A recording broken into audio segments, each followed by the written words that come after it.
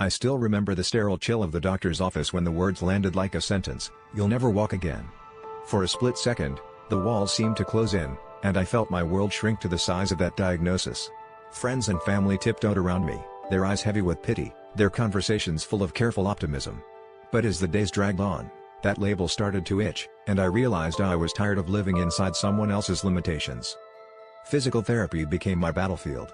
Every morning, I dragged myself out of bed, the ache in my legs a constant reminder of my struggle, but also of my determination.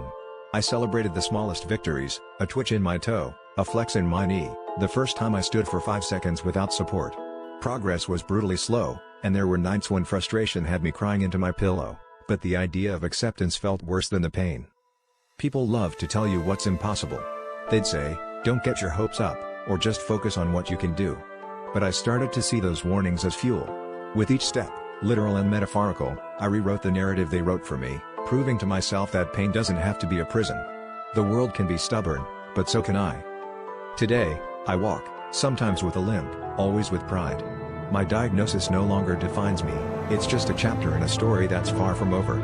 If there's one thing I've learned, it's that we are so much more than the limits placed on us.